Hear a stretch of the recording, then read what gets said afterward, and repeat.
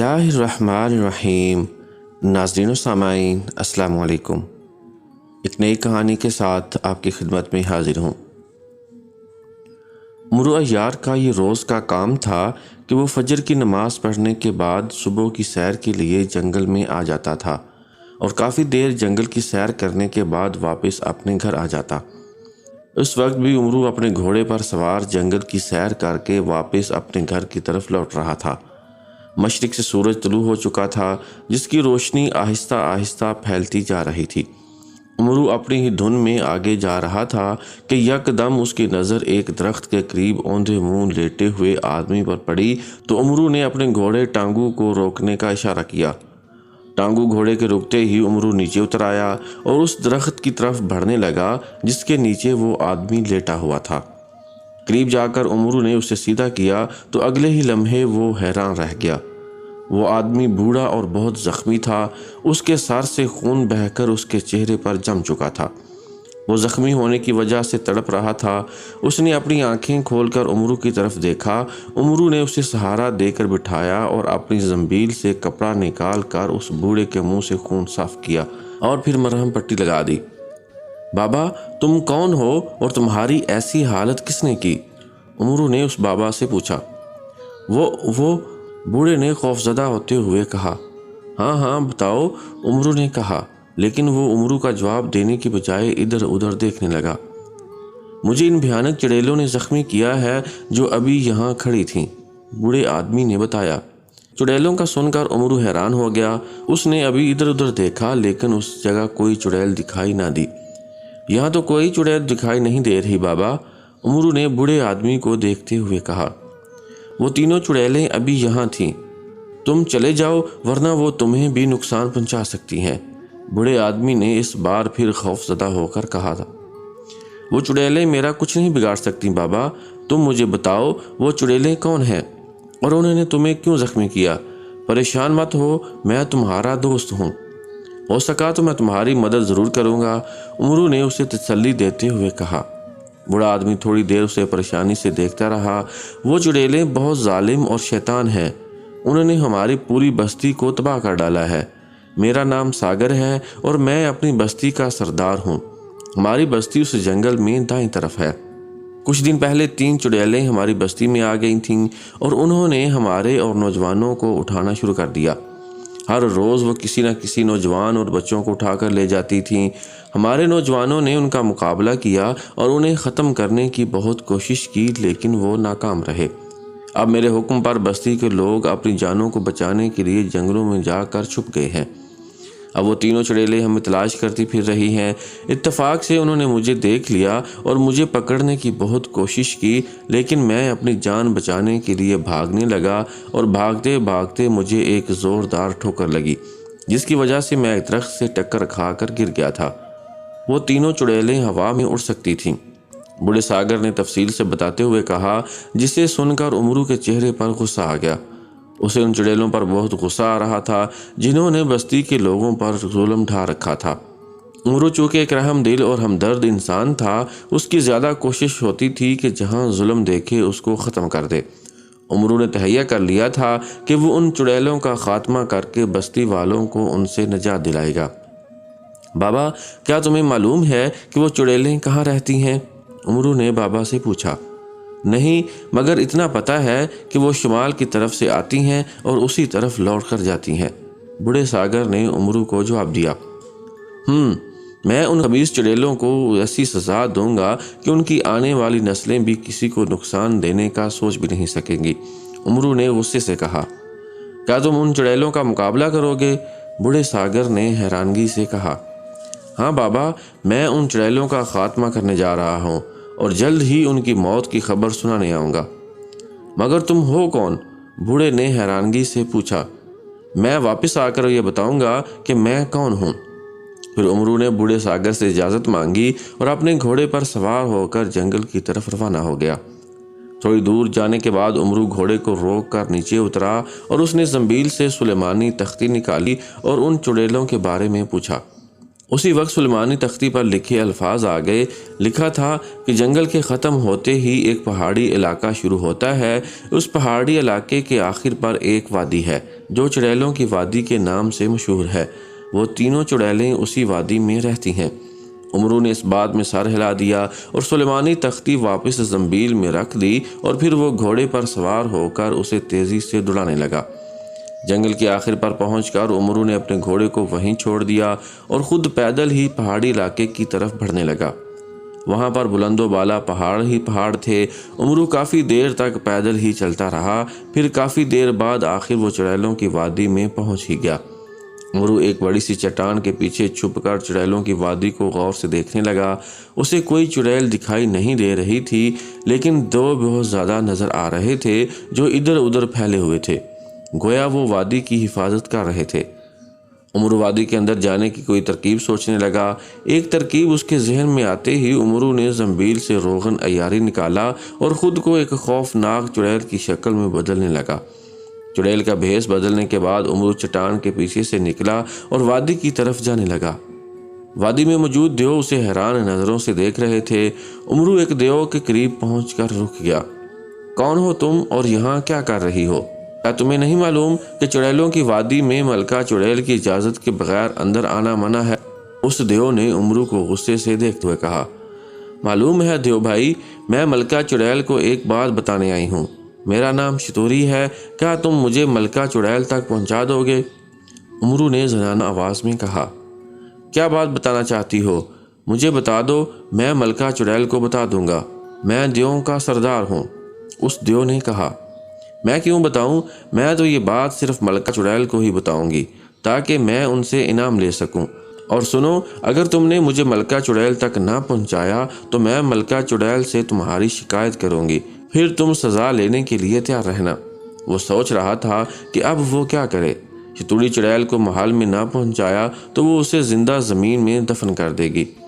کس سوچ میں پڑ گئے دیو بھائی؟ عمرو نے اسے سوچ میں پڑے دیکھ کر کہا۔ جاؤ، ملکہ چڑیل کا محل دائیں جانب لال پہاڑ کے پاس ہے۔ سردار دیو نے ملکہ چڑیل کے محل کا پتہ بتاتے ہوئے عمرو سے کہا۔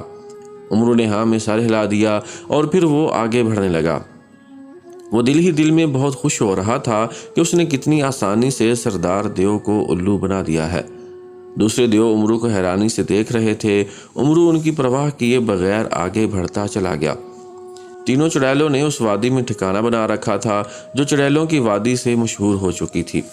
سب سے بڑی ملکہ چڑیل تھی۔ انہوں نے وادی کی حفاظت کے لیے دیو رکھے ہوئے تھے اور کوئی بھی ملکہ چڑیل کی اجازت کے بغیر اندر نہیں آ سکتا تھا۔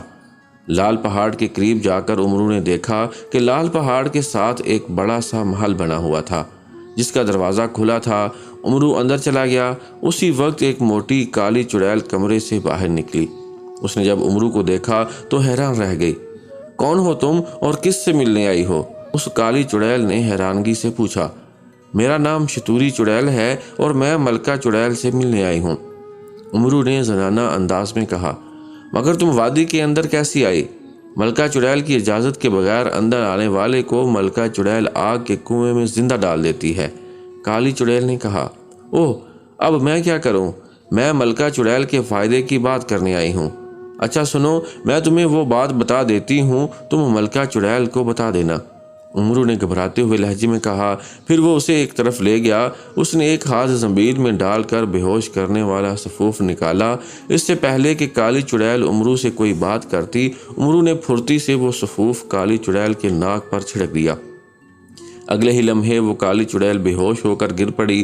عمرو اسے گھسیٹتے ہوئے ایک کمرے میں لے گیا اور اس نے زنبیل سے روغن عیاری نکالا اور خود کو اس کے بھیس میں بدل لیا اور اسے اپنا یعنی شتوری چڑیل کا بدل دیا تھا۔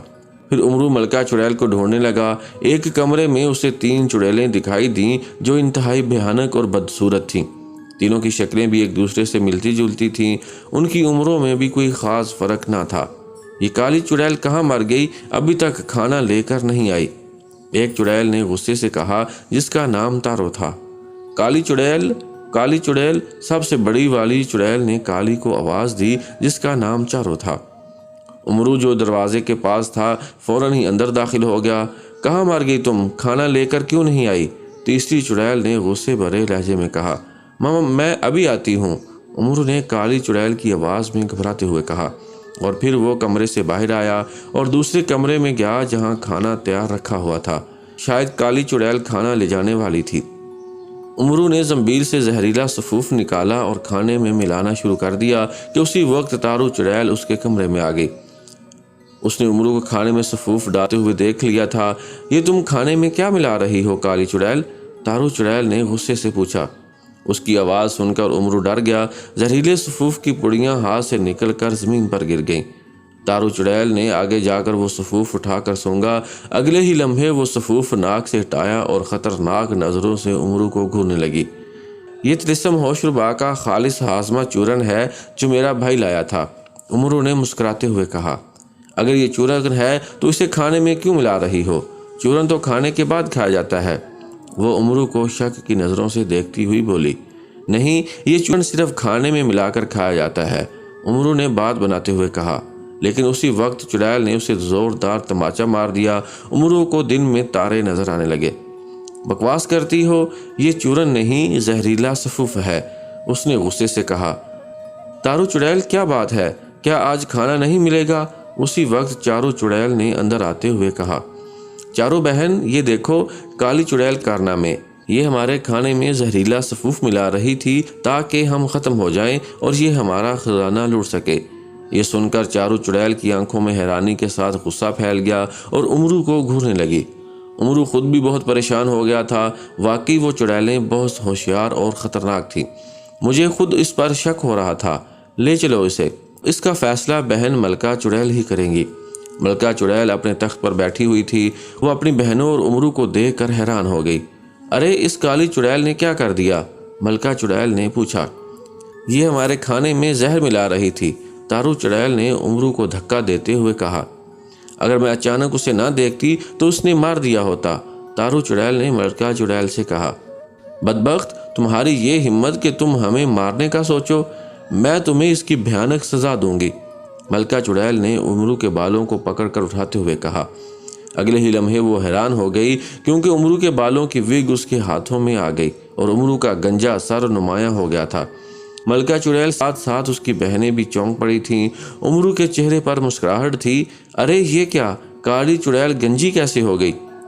ملکہ چڑیل کے منہ سے حیرانی سے آواز نکلی۔ مجھے لگتا ہے کہ کالی چڑیل کی شکل میں کوئی اور ہے، چارو چڑیل نے کہا۔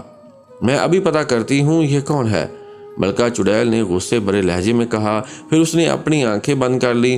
عمرو کو سمجھ آ گیا کہ ملکہ چڑیل جادو کی بدولت اس کے بارے میں معلوم کرنا چاہتی ہے، اس لیے اس نے پھرتی سے زنبیل سے تلوار حیدری نکالی اور ملکہ چڑیل کی طرف بڑھنے لگا۔ لیکن اگلے ہی لمحے وہ زوردار دھکا لگنے کی وجہ سے منہ کے بل زمین پر گر گیا۔ تارو چڑیل نے اسے تلوار نکالتے دیکھ لیا تھا۔ عمرو تیزی کے ساتھ کھڑا ہوا۔ تارو اور چاڑو چڑیلوں نے آگے جا کر عمرو کو پکڑنے کی کوشش کی، لیکن اسی وقت عمرو نے ان کے قریب آنے پر تلوار گھما دی، لیکن اس کا حملہ ناکام رہا کیونکہ دونوں بہنوں نے تیزی کے ساتھ خود کو بچایا، بلکہ عمرو کو بھی اٹھا کر زمین پر مار دیا تھا۔ عمرو کے گلے سے چیخ نکل گئی تھی۔ اس دوران ملکہ کی آنکھیں کھل گئیں اور عمرو کو خوفناک آنکھوں سے دیکھ رہی تھی۔ پکڑ لو اسے، یہ کالی چڑیل کی شکل میں جادوگروں کا دشمن عمرو عیار ہے، ملکہ چڑیل نے تارو اور چاڑو چڑیلوں سے کہا۔ دونوں بہنیں عمرو عیار کا سن کر حیران رہ گئیں۔ اگلے ہی لمحے وہ عمرو کو پکڑنے کے لیے اس کی طرف گئیں، لیکن اس دوران عمرو نے زنبیل سے سلیمانی چادر نکال کر اپنے اوپر روڑ لی تھی، جس کی وجہ سے وہ ان کو دکھائی نہیں دے رہا تھا۔ اوہ، عمرو کہاں چلا گیا؟ اوہ، نکلو یہاں سے، وہ ہمارا کچھ نہیں بگاڑ سکتا، ملکہ چڑیل نے چلاتے ہوئے کہا، اور وہ تینوں بھی دھواں بن کر غائب ہو گئیں اور عمرو عیار ہاتھ ملتا رہ گیا۔ عمرو نے زنبیل سے سلیمانی تختی نکال کر ان چڑیلوں کے بارے میں پوچھا۔ اسی وقت سلیمانی تختی پر لکھے الفاظ آ گئے۔ لکھا تھا، وہ تینوں چڑیلیں اس سے ڈر کر وادی کی ایک غار میں چھپ گئی ہیں جس کا کوئی دروازہ بھی نہیں۔ وہ غار چڑیلوں کے محل سے 2 فرلانگ کی دوری پر ہے اور اس کی نشانی یہ ہے کہ غار کی دیوار پر کھوپڑی بنی ہوئی ہے۔ عمرو نے سلیمانی تختی زنبیل میں رکھی اور سلیمانی چادر اوڑھ کر محل میں گھومنے لگا۔ وہاں بھی خزانہ نہ تھا۔ عمرو نے اسے اپنی زنبیل میں رکھا اور محل سے باہر نکل کر اس نے سلیمانی چادر بھی زنبیل میں ڈال دی اور وہ غار کو ڈھونڈنے لگا جہاں چڑیلیں چھپ گئی تھیں۔ عمرو کافی دیر تک غار کی تلاش میں رہا مگر وہ غار اسے مل ہی نہیں رہی تھی۔ اس نے تقریباً ساری وادی میں پھر لیا تھا، ایک ایک غار کو دیکھ لیا تھا، لیکن کسی غار کی وہ دیوار نظر ہی نہیں آ رہی تھی جس پر کھوپڑی کا نشان بنا ہوا تھا۔ عمرو کو ان چڑیلوں پر بہت غصہ آ رہا تھا۔ پھر وہ تھک کر ایک چٹان پر جا بیٹھا۔ عمرو کو ابھی وہاں بیٹھے تھوڑی ہی دیر ہوئی تھی کہ یکدم ایک پتھر عمرو کی پیٹھ پر زور سے لگا اور عمرو کے حلق سے ایک چیخ نکل گئی۔ عمرو کھڑا ہو گیا اور اس نے دیکھا کہ آسمان سے اس پر پتھر برسا رہا ہے۔ عمرو چٹان سے اتر آیا اور ایک طرف دوڑنے لگا۔ وہ خود کو ان پتھروں سے بچانے کی کوشش کر رہا تھا۔ عمرو کی سمجھ میں نہیں آ رہا تھا کہ یہ پتھر کون پھینک رہا ہے۔ پھر عمرو نے اپنے آپ کو بچانے کے لیے زنبیل سے طلسمی چھتری نکالی اور اسے کھول کر اپنے اوپر کر لیا، اور اسی طرح عمرو پتھروں سے بچ رہا تھا۔ عمرو رک گیا اور ادھر ادھر دیکھنے لگا، لیکن پتھر برسانے والا اسے کہیں دکھائی نہیں دے رہا تھا۔ ابھی وہ تھوڑا آگے گیا کہ یکدم اسے پہاڑوں کی اور سے بادل اٹھتے ہوئے نظر آئے جو تیزی سے آسمان پر پھیل رہے تھے۔ عمرو نے سارے آسمان پر دیکھا، لیکن وہ بادل ایک طرف سے ہی اس کی طرف آ رہے تھے۔ عمرو آگے بھاگنے لگا، اسی وقت وہ بادل اس کے سر پر پہنچ گئے۔ ان بادلوں میں سے چڑیلیں ظاہر ہوئی تھیں، ایسا لگتا تھا جیسے وہ ان بادلوں پر سوار ہوں۔ چڑیلوں کی شکلیں پہلے سے بھی زیادہ بھیانک ہو چکی تھیں، ان کی زبانیں باہر کو نکل رہی تھیں۔ عمرو ان کی لمبی لمبی زبانیں دیکھ کر گھبرا گیا۔